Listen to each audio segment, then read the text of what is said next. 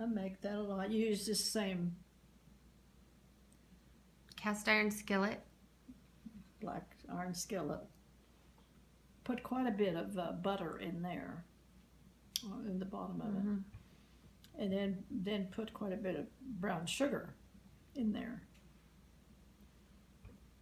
Whatever amount you want to put, but the more the better. And I use, you can use a mix, but I use a 1 egg cake recipe that's in the Betty Crocker cookbook from scratch, because it's really good, you know. But is the Jiffy cake mixes still? I think so. Jiffy. I'm sure you could use one of those. I guess it'd be big enough to fill that pan. I think it would. I haven't used any of those in years. But anyway, the recipe, I know where it is if you want me to get the one that's in the thing. Anyway, mix up the cake batter, whatever it calls for, and then use your pineapple rings and just put them all around, you know, and one in the middle.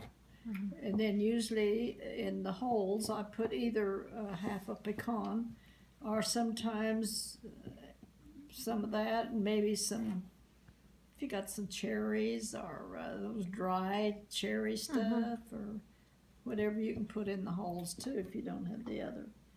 And then just pour the batter on top of that and then cook it just about 350 like you do. And just let it get pretty good and brown because of that moisture underneath there, you know. And then let it set out just a little bit before you turn it upside down. Usually you got to take 1 or 2 of them you got to put on top there to get it to look good. But that's so easy and quick, and you don't have to frost it. Oh, you it's know. so good. And I make sure I have quite a bit of stuff on there. And as Aunt Edna says, I get a lot of compliments on it.